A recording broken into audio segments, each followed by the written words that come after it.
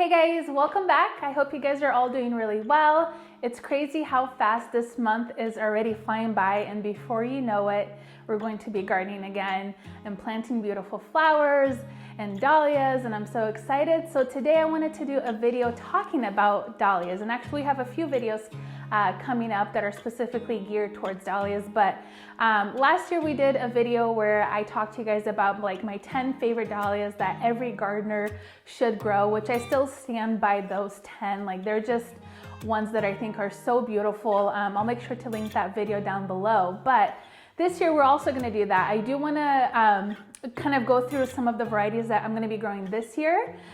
Some of them are the ones I grew last year, and I don't think I've fully got to share that with you guys. So I want to kind of talk about some of my favorites and highlight them last year. I did place a lot of orders from separate places, so I kind of had to gather all of my notes, and then we will release a video this next week about some of my favorites that we'll be growing again this year. But today's video, I wanted to talk about the different varieties of dahlias, because there's various groups of dahlias with distinctive flower characteristics. And I think if you're just kind of beginning, that's something really important to think about, because you might see ones that are not your thing. And I think this was for me in the beginning when I first discovered dahlias, was there were some forms that I wasn't really attracted to, and then I saw other ones and I was like, wait a minute, is this a dahlia too? So I think it's kind of important to know the different forms, not just the different sizes or the different colors, but the forms really do matter because there's so many different varieties. So let's just jump right in. So the first variety of dahlias that I wanted to talk about are the singles. So these have a single ring of petals that circle around in a central disc. They're very distinctive because of their size and the way that they look. The petals may be pointed or a little bit round, almost like they're lobed. And the great thing about these is that they're very pollinator friendly. The pollinators love these because they kind of have that big open circle full of pollen.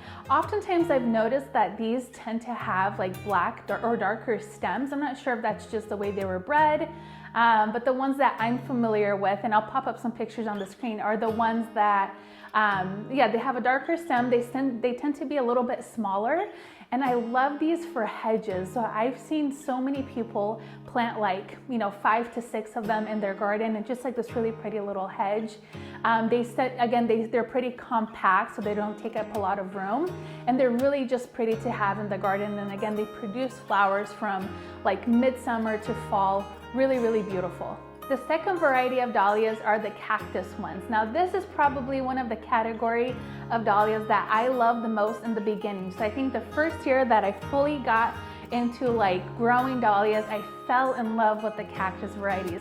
I think to me they just kind of reminded me of a sea anemone, and they're very soft to the touch. They're kind of delicate almost, but very full of petals. So these have a fully double blooms with very narrow petals from the tip to the base that curve outward. There are a few types that are notable to me, and those would be the Juanita, because it just has this really beautiful dark burgundy purple color. The next category are the semi-cactus. So like the cactus, these are fully double fluffy looking flowers. The petals have a broader base at the bottom than the cactus dahlias do, and are rolled for about half their length. So these look just a little bit different. To me, these always look a little bit fuller. They're almost in between of a formal decorative and a cactus, if that makes sense. So there's some really beautiful ones in this category. I think, again, if you're looking for that kind of pointier look, then I would stick to a full cactus variety, where the semi-cactus, it just seems a little bit fluffier.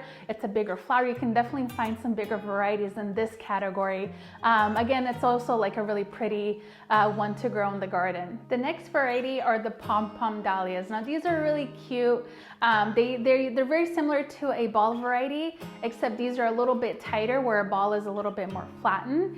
There's some pretty ones in this category. I haven't grown too many of the pom-pom varieties, but they're just these perfect spheres formed of petals that are curved inward. So these are always fun to have. I think, again, they're just a little bit more compact and tight, just as their name says, pom-pom. So this is another fun one to have in the garden. Since we just talked about pom-pom dahlias, let's talk about the ball varieties. These are like probably one of my favorite categories of dahlias. At first, it wasn't like one of my favorites, but I think in the last couple of years, I've really like grew to love that perfect sphere, that just like everything is just so tight, and the petals, like just the form of them is like, it just blows my mind how something can be so perfect and so beautiful. There's a lot of different varieties in this category. So again, these have a spiral arrangement of curved petals that form a ball or a slightly flattened sphere. The next category are water lily dahlias, and just like in their name, they resemble a water lily flower. There's several varieties in this category. A few of my favorites would have to be Daydreamer. This is such a beautiful flower. It has soft yellow blooms that blend into a soft apricot.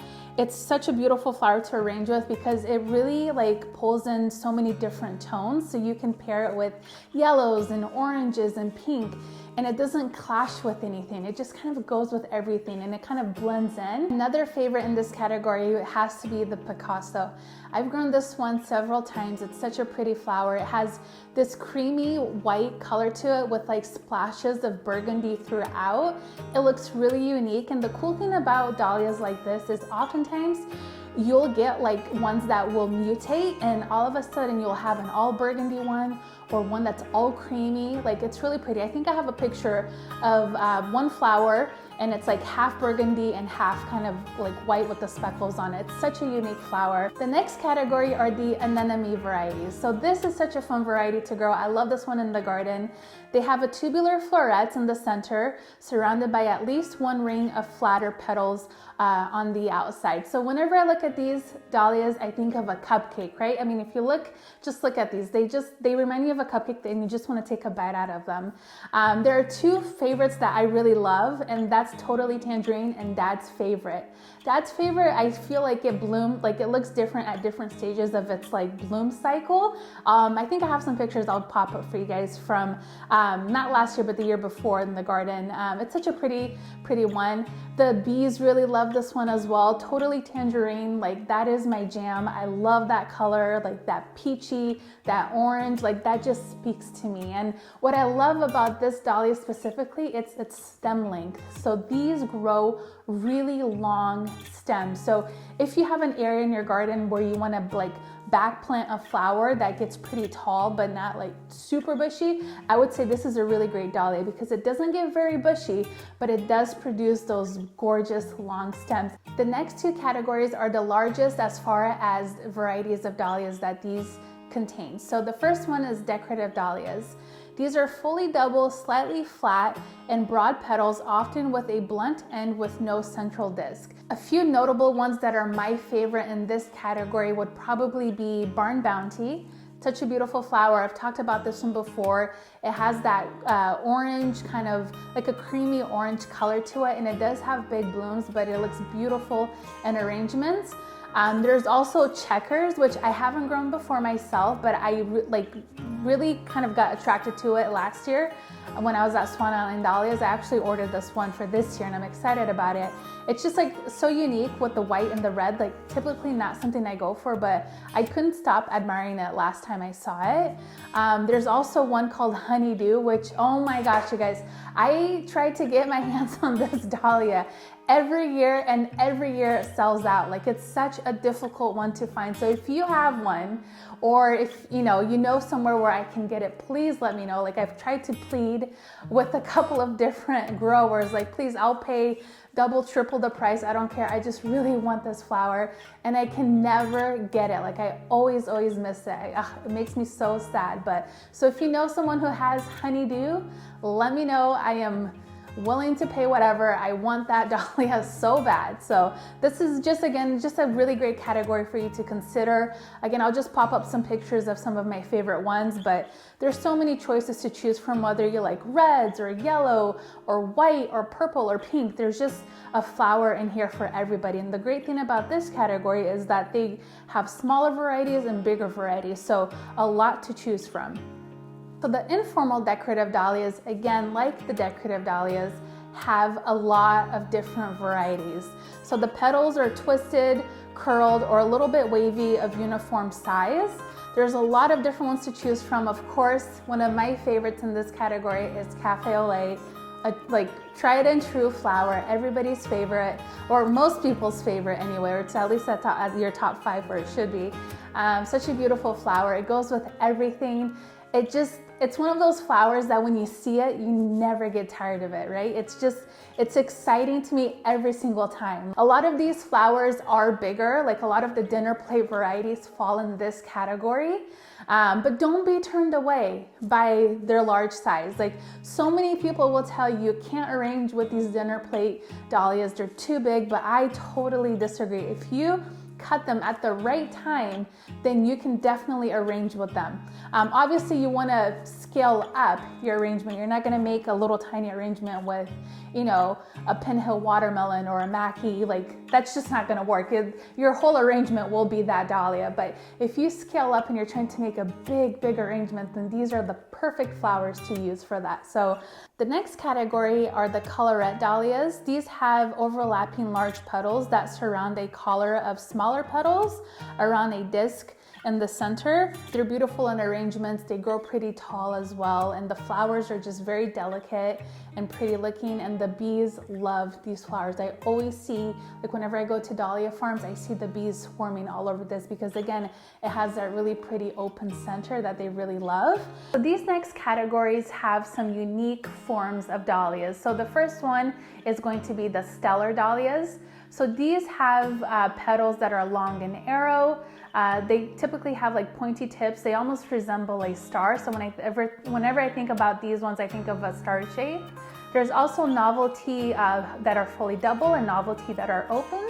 So the novelty that are fully double are typically symmetrical. They have a tight closed center versus a novelty open has an open center. So they kind of have a little bit of a different form. And finally, another unique one are going to be the peony dahlias. So I don't think I've grown any of these myself, but these typically have 2 to 5 rows of petals around an open center. These are also really pretty. I'm trying to get my hands on a couple of these for this growing season. But again, I think these like last few categories were just full of like very different shapes.